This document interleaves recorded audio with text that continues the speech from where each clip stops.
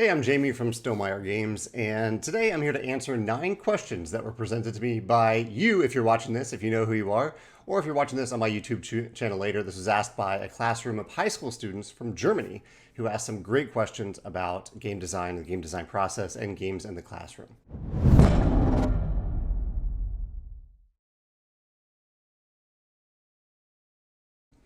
So let's jump right in with question number 1, which is, what are some of your go-to games and why? What makes a game great in your opinion?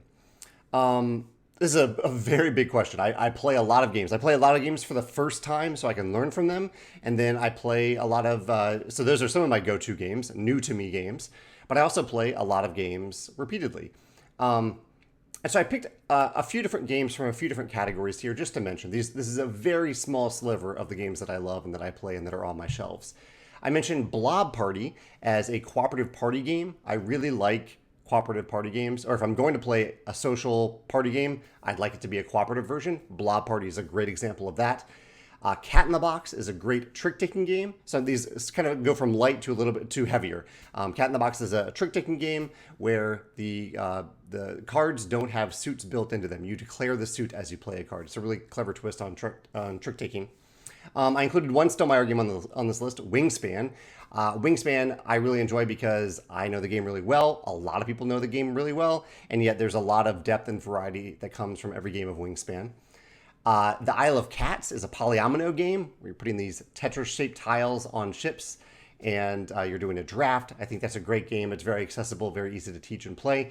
And then on the heaviest end of the spectrum, I put Ark Nova. I really, really love Ark Nova for many different reasons, but it's a really clever engine building game. It's really satisfying to build up to playing certain cards in Ark Nova. In general, so what makes a game great, in my opinion, there's a lot of things that can make a game great, but a few things that I am drawn towards. I love compelling choices in games. I love progression, a sense of progression when you are stronger at the end of the game at doing things than at the beginning of the game. I love building something, so whether or not I win or lose, I can look down at what I've built by the end of the game and be satisfied with it. And I really like games that feature memorable moments. Not every game does, but when I play a game that has something specific in it that I can remember, that I can look back on and be like, wow, I can't believe that happened. Whether it was a good thing or a bad thing, I really appreciate that about games. Those are some of the marquees of great games to me. The second question is, your video about the 10 steps on how to design a game is now 4 years old. Did anything change in the meantime? This is a great question, and it made me look back at that video that I filmed. It's 10 steps to design a tabletop game. And you're right. I filmed this, I released it in 2020. I'm recording this in 2024.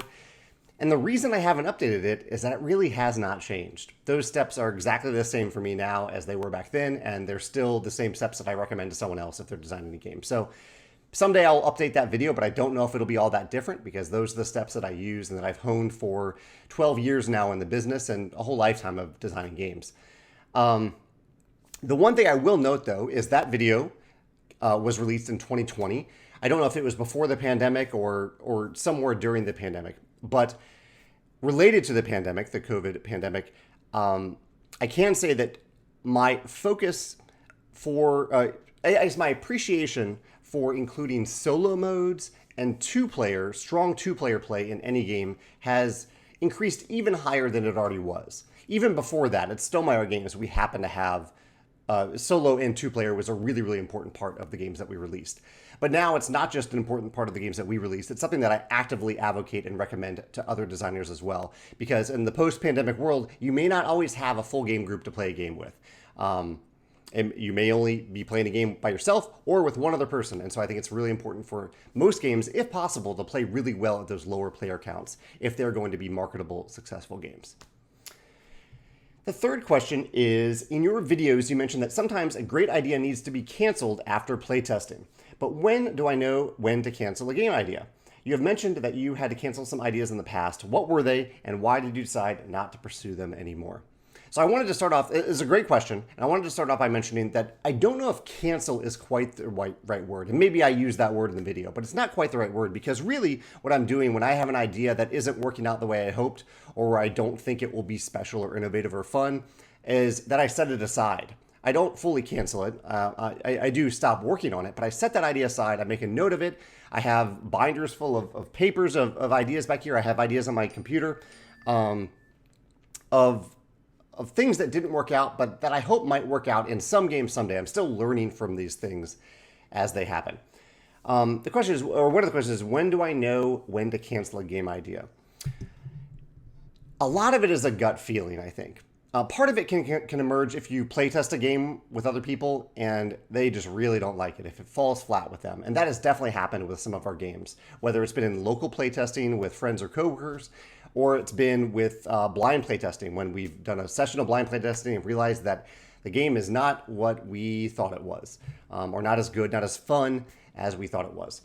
But I think the key, even in those moments when you have that playtest data or the people telling you the game isn't working out, it also means that you have to decide, well, is this not working out because of something that we can fix? Or is this not working out because of the inherent nature of what the game is, and I need to move on and focus on something else? I don't have a formula for answering when you know which of those two things it is. But I think it is good and I think it is healthy to be able to let go of an idea that really just is not resonating with people. And an example of this that I have, I brainstormed many ideas, and I've brought many games to the table in early prototype stages that make it nowhere. And I'm not going to talk about them because someday those ideas, those games might make it into another game. Even those exact ideas might actually flourish now that I'm more experienced than I was when I designed them. But I do know for the game Expeditions, I designed it from scratch around 8 different times before I figured out what it needed to be and what it could be and what it had the potential to be. There were many different versions of the game where, or several different versions where it was a deck building game. There were some versions of the game where it was a rondel game where you were going around in a circle. And I just could not get those things to work as much as I wanted them to work. So I let go of those ideas. I set them aside. I got rid of them. And maybe someday I'll return to them and design another rondel game and I'll learn from those experiences, or another deck building game and I'll learn from those experiences. But Expeditions ended up being neither of those things because those elements, those core mechanisms weren't working for Expeditions. The next question is, in the span of this semester, some students will create a game themselves. However, we only have around 2 months to create the game. What should we specifically focus on to create a passable board game? So honestly, part of my answer here is that 2 months is a short amount of time to design a game from start to finish. But if that is a priority for you during that 2-month period, it is possible. It just means that you might accelerate things a bit. Rather than brainstorming ideas for weeks, brainstorm ideas for a few days and then start working on the prototype. So get that prototype to the table really early. Maybe I would say significantly earlier in the process than you normally would if you're kind of taking your time and researching and brainstorming a game. So really truncate the entire 10-step process that I mentioned in the video down to the 2 months. Just do it faster. Do things faster along the way rather than spending a couple of years to design a game. But I think getting the prototype to the table really quickly is very important. Also, one thing that you might consider if you are trying to design a game in a classroom setting is, rather than designing a game from scratch, design an expansion for an existing game. I think part of the challenge with designing a game from scratch is you have to create the foundation from nothing. You do have experiences, like you've probably, or hopefully you've played other types of games, other games. And so you can bring those experiences to the table, but it is tough to form that core foundation of a game. But if you pick a game that you already know works and that you already love, and that you have an idea for designing, 20 more cards for Arc Nova, design a new faction in Scythe, design more bird cards for Wingspan, that type of thing. Take a game that you already love and design a small expansion for it. That is a great design exercise. That is something that you can definitely fit within 2 months, and it doesn't come with some of the heartache and headaches that come with designing a game from scratch, which typically would take a lot longer than 2 months. So those are some of my recommendations. And one other thing for the classroom that I might say is that my game Rolling Realms is a game that distills existing games down to a single card and it's a kind of a mini game within the Rolling Realms game. That is another thing that I recommend to classrooms. Get a few copies of Rolling Realms, and everyone can pick a game that already exists that they love, and design a realm based on that game. It's a great design challenge. It's very easy to playtest with other people and by yourself. Rolling Realms is built like that by default. It can be a great, I think, design experience in the classroom. The next question is, in your videos, you have mentioned the importance of balancing a game. What are some strategies to do this, to help balance a game? For me, balance is all about giving players a fair shot to implement their strategy and potentially win. So just giving players enough agency, enough of a chance to potentially win. Part of this comes from asymmetry. If you have a game with different starting asymmetric elements, different factions, different characters, things like that, that they are balanced enough against each other. But part of it is also just if players want to try different strategies in the game, that they have the potential to implement those strategies from start to finish and maybe have a chance at winning. So how do you do that? Really, for me, in my opinion, it comes down to two things. One, it comes down to a lot of playtesting.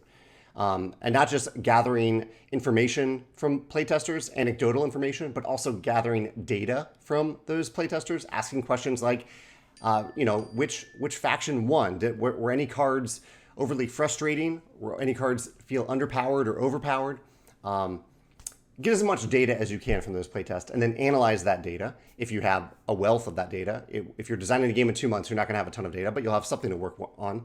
And the other thing that I highly recommend is creating basic formulas for the economy of the game. And I think a great example of a game that does this is Lords of Waterdeep. Look at the economies that Lords of Waterdeep presents on the worker placement action spaces on the board. Just the standard ones on the board. I don't remember them offhand, but it's very basic. Like if you put a worker here, you get 1 white cube. If you put a worker here, you get 2 purple cubes. Those may not be correct examples, but from seeing that, you can look at the board and right away you can say, okay, well that means that 1 white cube is equal to 2 purple cubes. So having that basic formula of this equals this equals this. How much are coins worth compared to victory points versus resources? Once you have that in place, that can really, really help the balance of the game. You don't have to figure all that out from the start. Oftentimes I playtest multiple times before figuring out what that economy is. But after I know, and I use that formula, and then I break from that formula when offering players special abilities, special cards, special things to make, like the building tiles in Lords of Waterdeep. The next question, number 6 is, this is number 6. Here we go. Most of the students are future teachers. What game would you use to introduce high school students or school students to the world of board games? I'm going to pick a Stonemaier game here. I do have some Stonemaier examples. I mentioned Wingspan earlier. I mentioned Rolling Realms. I think Between Two Cities is a great game for the classroom. I send Between Two Cities to a lot of classrooms because I think it helps with communication. So basically, Between Two Cities is a tile drafting game, a competitive tile drafting game where you end up working with the person on your left and the person on your right. You work with them to build cities that are between you using tiles. And so communication is really important. You're drafting tiles, you end up with 2 tiles, and you have to talk with the 2 people on your left and your right to figure out which of those tiles to put in which city. It involves set collection, which is a core mechanism for many different games. It involves drafting, so you're passing these tiles around the table. There are lots of games with the drafting mechanism. It involves simultaneous play, which means it plays quickly no matter what the player count is. Between Two Cities plays in 20 to 30 minutes, and it's also a good mechanism to know simultaneous play. And it also includes tile placement, which a lot of successful games like Carcassonne involve tile placement. So it has a lot of these mechanisms from great games, and I think I've seen great things from it in the classroom. That's Between Two Cities. The next question is there a game mechanism that you would recommend for the use in an educational setting? So this is a little bit like the previous question. One of those mechanisms I mentioned was simultaneous play. And I think this is really helpful for the classroom, that everyone is involved at all times. And I think a game that actually does this really well, I mentioned it earlier, Rolling Realms, or any game where there's no player interaction. Everyone's just doing something at the same time. These are great games for the classroom because everyone is actively involved at all times. In Rolling Realms, 1 player rolls 2 dice, and all players use those 2 dice on 3 different cards that they have. These cards look like this. They're writing down numbers on these little mini games here. So games like this, where everyone is using the same input, the same information to build whatever they're building, I think are great games for the classroom. Everyone can participate at all times. So Rolling Rums is a great example of that. And then a non-Stonemaier game that is an example of this is a game called On Tour. On Tour is a game that is very similar to that. 2 dice are rolled, some cards are flipped up. All players use that information but aren't interacting with each other. They're just using them on their own player board in On Tour. The next question is, what are ways to make complex board games more accessible? I love this question because I love accessibility in games, and there are many different categories of accessibility in games. A few quick ones that I'll mention here for how to make games more accessible, how to help them reach more people, and how to help more people feel comfortable playing games. One little thing, include player aids for everyone. If you have a game that has icons, that has a few different steps on your turn, or even just, or different win conditions, different scoring conditions, give everyone a player aid that describes what they're doing on their turn, how to win the game, how to score points if it's a point-driven game, and what the icons in the game mean. Everyone should have that player aid in front of them at all times, not just one shared player aid. I think that goes a long way. 2, think about vision friendliness in games. Make games vision friendly. That goes for colorblind friendliness. So if you're using a bunch of different cubes, maybe don't do that. Use different shapes so people can see, okay, that red cube means something different than this green circle. So even if you're red-green colorblind, you can see that the shapes are different. But vision friendliness also means using big enough text and good contrast on your text and big icons. And if you are going to have text in the game, that you aren't asking players to read it from far across the table. So one thing that you can do to test this in a game is, if you have a game on the table, try to play it from every different angle. Play it from the base of the board. Play it from across the table. Play it from upside down, and see how well you can see all the information on the board. And last, third category of many different accessibility categories is think about the setup time for your game. When you playtest a game, time how long it takes you to set up the game. And if it's taking you more than, I would say 5 minutes is even a long time to set up a game. If it's taking you, cap it at 5 minutes. If it's taking you longer than 5 minutes to set up the game, consider streamlining the design so that you don't take that long to set it up, because that is an impediment for people to get a game to the table. A game is less accessible, less likely to get to the table if someone has to spend 25 minutes setting it up before you even get to start the game. The last question is kind of a 2-part question here. You mentioned that a good rulebook is very important, and absolutely, I think a good rulebook is very important. But what would you classify as a good rulebook, and how many exemplary scenarios should I include in it? And I think that what the person is trying to say is, how many examples should I include in the rulebook? Really, there are many examples of a great rulebook on my shelf. Lots of great games have effective rulebooks. So I don't have any specific examples for specific games, but some things that I like to see in any rulebook are many different examples. If you ever have a concept to show, give an example of it. If you have players take a turn, if you describe what it looks like for a player to take a turn, also provide an example of a player turn. It really helps players ground those concepts when they're actually trying to play the game. Include a lot of visuals in the rulebook. You don't want great walls of text. You want that text broken up into lists of short sentences and accompanied by graphics that show the player, the person who's learning the game, what that text is referring to, what the game looks like in action. At the beginning of the rulebook, let players know what they're getting into. Let them know the general flow of the game, the types of things they might be doing early in the game, in the middle of the game, and late in the game. Tell players the general theme of the game and how it impacts the game as a whole, and let players know how to win the game, what they're doing in the game to try to move towards victory in the game. Let players know those things succinctly up front before you launch into a detailed rules explanation. And last, one thing to keep in mind in a rulebook is look out for exceptions to rules.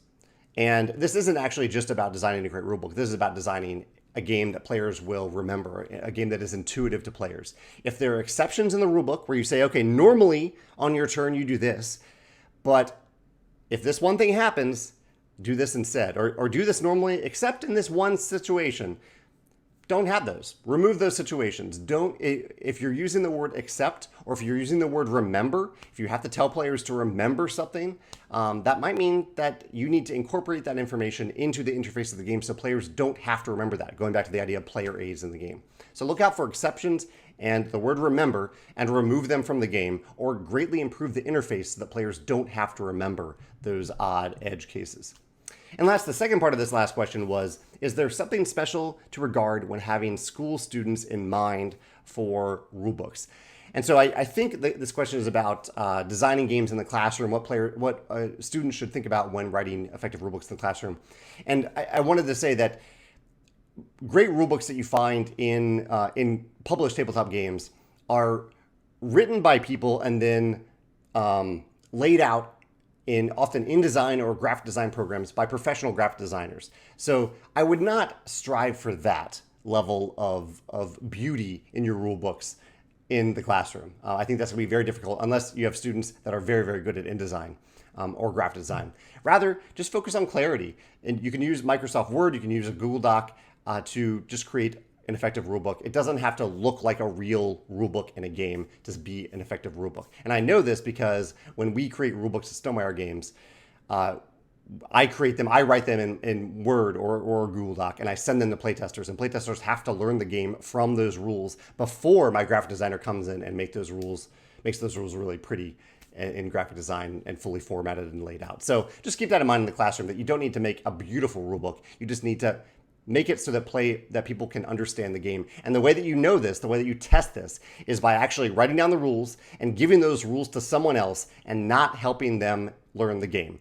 They have to stumble their way through the game. You have to watch them play the game or get their feedback about how they try to play the game based on that rulebook and based on all the questions they have from that rulebook. That's really the best way to make a rulebook better.